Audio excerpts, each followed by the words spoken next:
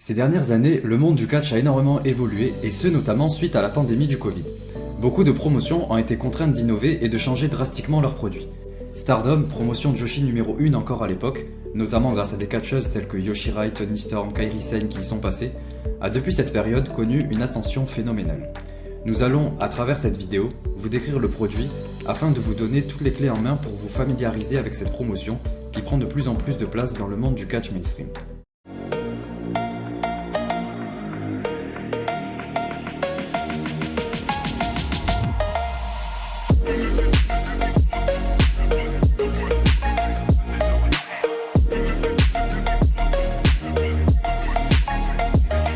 Nous considérons, nous, qu'il y a 3 périodes pour Stardom.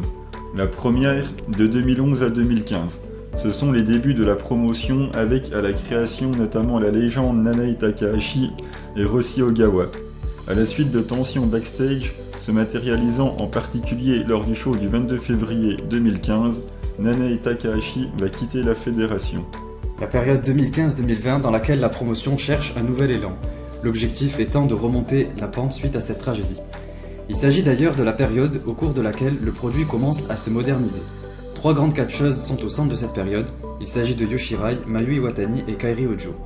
Elles marqueront à elles 3 cette période à travers leurs grands affrontements et grandes victoires, en donnant naissance à des rivalités et accomplissements historiques, notamment la création de Queen's Quest et les débuts du Cinderella Tournament sur lesquels nous reviendrons un petit peu après.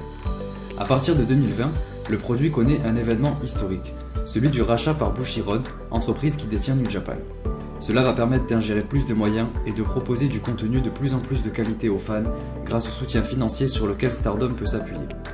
Les gimmicks s'approfondissent et se développent visuellement, les shows connaissent un type de production beaucoup plus professionnel et mainstream, et la promotion remplit des salles de plus en plus grandes, notamment le Yokohama Budokan récemment, représentant la première fois qu'une compagnie uniquement féminine produisait un show depuis l'historique AJW il y a plus de 30 ans.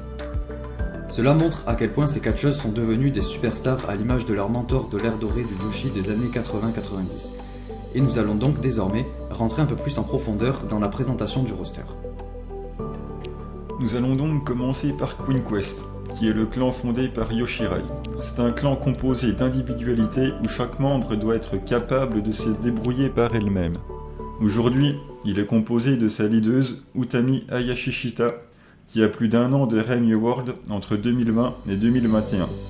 Elle est bien évidemment accompagnée de Sayaka Mitani, le phénix doré, qui détient à elle seule le record de défense du titre Wonder. On retrouve également Azumi, qui est très jeune mais déjà ultra expérimentée. Elle est la spécialiste de la haute vitesse. Elles sont toujours accompagnées par Ina, jumelle de Rina et petite sœur de Hanan, dont son emploi du temps dépend de ses études. Il y a également Lady C, la tour humaine et son maître 77, ainsi que Miyu Hamasaki qui a commencé en mars 2022. Il y a également Cosmic Angels qui naît grâce à Tam Nakano qui a décidé de quitter le Stars de Mayu Iwatani afin de voler de ses propres ailes. Le clan est créé en 2020 et naturellement lead par Tam Nakano qui a la volonté d'aller chercher ses rêves. Avec son clan, elle gagne rapidement les artistes avec Unagi et Mina Shirakawa qui aujourd'hui ne font plus partie de Cosmic Angels. Elle parvient ensuite à réaliser ses rêves et remporte notamment la Wonder en 2021, devient même double championne en 2023, elle devient alors la 5e et dernière en date à gagner les 2 titres.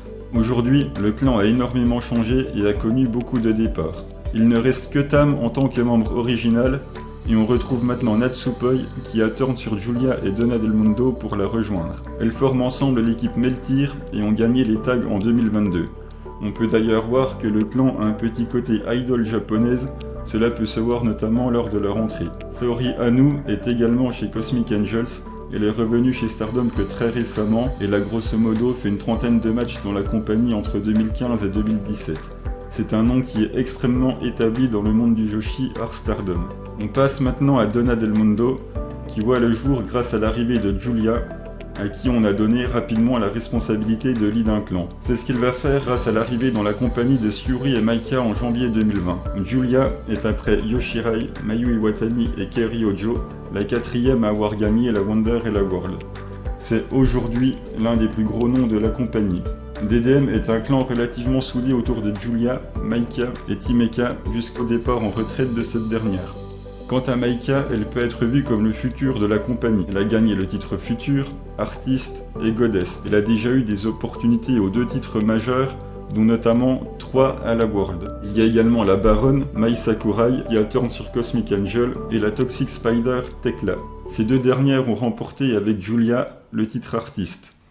Dedem était un clan avec beaucoup de catcheuses. Il y a également eu Mirai, ce qui a conduit à un split et à la création de God's Eyes, dont on vous parlera un peu plus tard.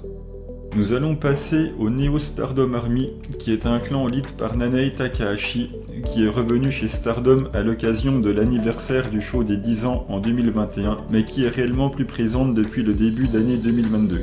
On ne présente plus cette légende, un des derniers grands noms de la AJW, plus grosse fédération dans l'histoire du Joshi. Elle a donc fondé Stardom et également Seedling en 2015. Chez Stardom, c'est notamment la première championne world.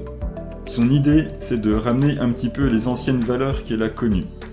Pour cela, elle s'accompagne de Yu, avec qui elle a gagné les Goddess. Yu est un nom extrêmement établi dans l'indie, notamment grâce à son équipe avec Shiro Hashimoto du côté de chez Sendai. Nanae peut également compter sur l'appui de Yuna Mizumori, arrivée en 2022 dans la promotion, mais bien connue notamment du côté de la Gato Move, où elle a fait l'immense majorité de sa carrière. Récemment, elle est partie pour Cosmic Angels. Nanae élève également les jeunes du roster dans des matchs dans lesquels elle leur injecte sa passion. Nous passerons ensuite au clan le plus ancien de la promotion, le plus historique et un des plus emblématiques de la compagnie, Oedo Tai. Le clan naît en 2012 par Kyoko Kimura, mère de la regrettée Anna Kimura, sous le nom Kimura Monster Army, avec comme premier objectif de mettre en avant les Gaijin, avant petit à petit de devenir un clan heel qui n'hésite pas à user de tricherie et d'armes pour obtenir ce qu'elle souhaite. Il est composé de sa leader Natsuko Tora, la brute du clan et ancienne championne Goddess et artiste, de Momo Watanabe, ancienne championne Wonder emblématique, en détrônant notamment Yoshirai et ancienne leader de Queen's Quest, de Fuki Gendes, l'extraterrestre fun qui base son in-ring surtout sur la comédie, de l'imprévisible Saki Kashima avec son Kishi Kaisei, qui a rejoint le clan en trahissant Mayui Watani, tout comme celle que nous allons aborder ensuite, Starlight Kid, ancienne illustre babyface derrière qui tout le monde était, Roaka, l'ancienne championne future, toujours accompagnée de sa boîte, et Rina, la jeune insolente qui méprise plus vieille qu'elle et actuelle championne future. Vient ensuite Stars, l'opposé total du clan précédent. Il s'agit du clan babyface de la promotion, qui cherche à remporter grâce aux encouragements du public. Dans ce clan, nous retrouvons l'icône de la promotion et digne visage de la compagnie, Mayui Watani, connue pour sa maladresse mais son excellence dans un ring de catch. Elle est d'ailleurs la seule à être là depuis le tout premier show. Le Wild Heart, Azuki, ancien membre d'Oedo Tai, qui revient d'une retraite temporaire en 2021, avec une personnalité davantage enthousiaste de ce qu'on lui connaissait. Koguma, l'ours High Speed Genius plutôt fun et ancienne championne High Speed en battant Yoshirai en 2015, et 2 fois championne Goddess avec Azuki qu'elle connaît depuis 2014. Il y a également Sayaida, le gorille adepte de bodybuilding et ancienne championne future, Anan, la jeune écolière également ancienne championne future, ainsi que Momo Kogo, arrivée dans la promotion seulement 1 an auparavant, qui prend de plus en plus ses marques. Nous avons ensuite Prominence, qui n'est pas spécifiquement un clan appartenant à Stardom, mais qui a une importance malgré tout dans l'histoire de la compagnie. Il s'agit d'un clan basé sur le hardcore et deathmatch indépendant dans le monde du Joshi, basé sur la promotion montée par Risa Serra l'année dernière, et qui a fait son arrivée chez Stardom dans la même année. Il est composé de la leader Risa Serra, nom extrêmement respecté dans le milieu du Joshi, qui est passé dans un premier temps chez Stardom en 2014-2015, avant d'exploser surtout chez Ice Ribbon. Suzu Suzuki, jeune prodige du Joshi et connue pour sa passion pour la violence, à seulement 20 ans, elle est un des futurs visages du Joshi, de Hiragi Kurumi, également de Ice Ribbon et ancienne championne artiste avec les 2 précédemment cités, et de Mochi Natsumi et Akane Fujita qui sont beaucoup moins présentes mais qui ont déjà fait quelques apparitions dans la compagnie. Nous avons également Club Venus, fondé cette année par la Vénus elle-même Mina Shirakawa, ancienne championne Wonder et future. Le clan avait un but d'indépendance de Cosmic Angels et d'une image différente du Joshi, avec un côté beaucoup plus axé sexy et glamour, plus international, grâce à des membres gaijin, tels que Mariame, la Fighting Princess qui nous vient d'Angleterre et utilise ses attributs physiques dans un but comédie, le Touch of Thunder, Xena, l'Australienne garde du corps du clan, Jessie, l'Américaine qui nous vient tout droit de WWE sous le nom de Jessie Kamea, et Waka Tsukiyama, l'underdog qui ressort d'une série à plus d'une centaine de défaites, qui a quitté Tam pour suivre les traces de celle qui a toujours cru en elle et la rejoindre dans son clan. Enfin, le clan Godzai créé en indépendant de Donna Del Mondo lors de la fin de l'équipe entre Giulia et Syuri. Cette dernière étant d'ailleurs la leader, elle est en quelque sorte le boss final qui est resté presque imbattable tout le long de l'année 2022, année au cours de laquelle elle était championne world. Elle est dans ce clan, accompagnée par Mirai, qui vient de TJP et arrive en janvier 2022, à la suite de quoi elle remportera le Cinderella Tournament 2 ans d'affilée et obtient de multiples opportunités à des matchs de championnat en solo, ainsi qu'accompagnée de sa partenaire Ami Souré, ancienne championne future qui est en train de s'imposer de plus en plus, et actuelle championne Goddess avec Mirai. Stardom dispose également de 3 rookies qui n'ont pas encore à ce jour de clan. Komomo Minami qui est malheureusement blessée, Aya Sakura qui est la Karate Girl, et Hanako qui nous impose son mètre 81. Il y a également beaucoup de freelance ou de contractés hors Stardom que l'on peut voir dans la promotion mais qui viennent peu souvent, ou dans les shows New Blood que l'on évoquera un peu plus tard.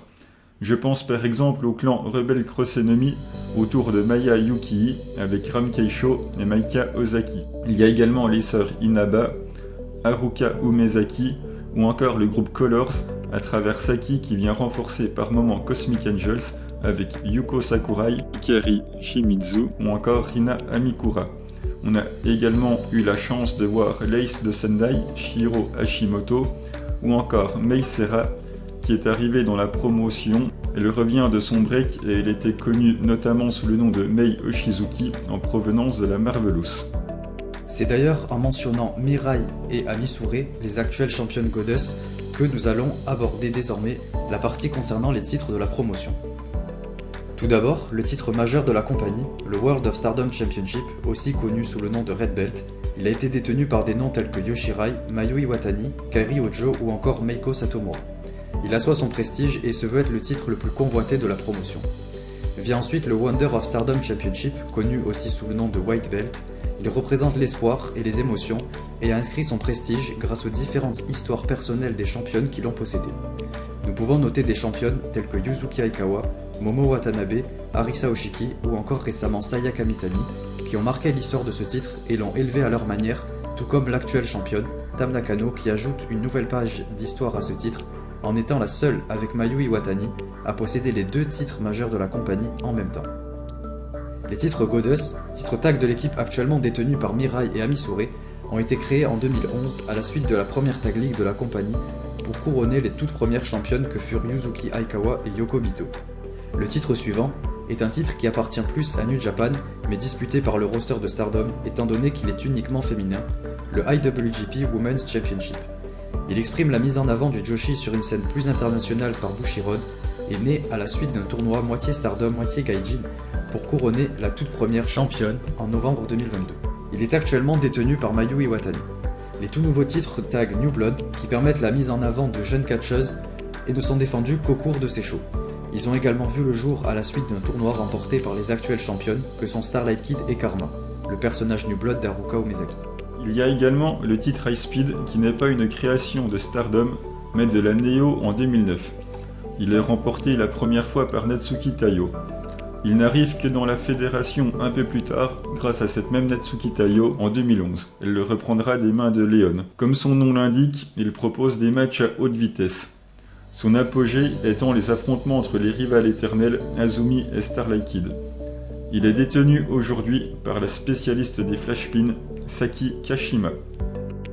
Il y a également le titre Artiste, qui est un titre trio. C'est un titre peu important qui voit le jour en 2013.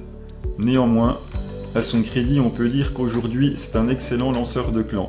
On peut prendre l'exemple récent de Donna Del Mondo, Cosmic Angels ou encore Prominence. Il permet également à des catcheuses plus basses dans la carte d'être mises en avant grâce au titre, en étant généralement accompagnées de leur leaders, ce qui est le cas avec les actuelles championnes Julia, Mai Sakurai et Tekla. Il y a aussi le titre SWA qui apparaît en 2016.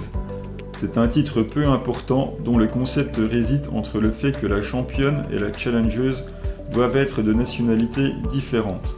C'est un titre que plusieurs Gaijin ont remporté, je pense notamment à Bea Priestley et à Toni Storm, puisque les deux ont également remporté la World.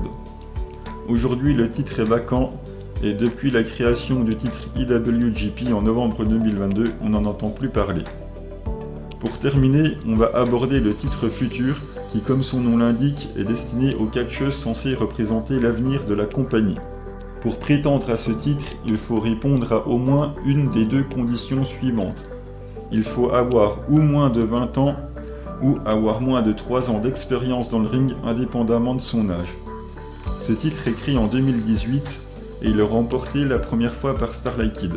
On peut retenir 2 championnes futures qui à ce jour ont gagné un des 2 titres majeurs. Je pense notamment à Utami Hayashishita qui a remporté la World ou encore à Mina Shirakawa qui a gagné la Wonder. Il est actuellement détenu par la jeune Rina. Rina qui a d'ailleurs gagné le titre lors d'un New Blood. Cela va me permettre justement de vous parler des shows en commençant par celui-ci. Les New Blood sont apparus récemment en 2022. Comme son nom l'indique, New Blood est là pour élever et montrer davantage la jeune génération, ou alors des non-contractés Stardom qui ne sont pas encore établis dans la fédération. Aujourd'hui, on compte 9 New Blood et un New Blood Premium. On retrouve également des Stardom Showcase, c'est un concept récent qui date également de 2022. Le but de ces shows est d'avoir des stipulations assez fun qui sortent de l'ordinaire. Aujourd'hui, 4 showcases ont déjà eu lieu. Ceux-ci sont visibles sous forme de pay-per-view, mais il faut plus les aborder comme étant un à côté. Il y a bien évidemment des pay-per-view qui, comme pour beaucoup de promotions, c'est ici que se passent les shows les plus importants de la compagnie. C'est là que sont principalement défendus les titres majeurs de la compagnie. Quant à l'écriture de ces pay-per-view, Stardom utilise un système de tournée. Il n'y a pas de show hebdomadaire télévisé, mais plusieurs dates par mois à travers tout le Japon. Ce sont les shows basiques de construction. Les New Blood sont accessibles gratuitement sur YouTube, avec environ une édition tous les mois, seules les éditions premium étant en pay-per-view. Nous pouvons également retrouver sur YouTube les conférences de presse des pay-per-view servant à officialiser les matchs. Les pay-per-view, quant à eux, sont regardables en direct sur la plateforme PIA Streaming, qui est leur plateforme de vente de tickets de show de base, à laquelle ils ont ajouté une partie streaming pour ceux qui ne peuvent pas assister à l'événement, pour environ 34€ et pour une durée de 3 jours, avant d'être uploadés sur le Stardom World. Et en ce qui concerne les shows basiques de construction, ils sont à retrouver directement sur le Stardom World, ajoutés environ 2 jours après leur production, pour environ 6,50€ par mois. Nous espérons que ce petit guide, certes incomplet, vous aura permis de mieux appréhender vos débuts dans la promotion et d'en apprécier pleinement son contenu. De notre côté, nous faisons de notre mieux pour vous faire découvrir Stardom et Seedling avec passion à travers nos podcasts que vous pouvez retrouver dans le Linktree dont le lien est dans la description. Merci à tous pour votre écoute, n'hésitez pas à partager, liker et commenter la vidéo. On se retrouve très prochainement dans un nouvel épisode.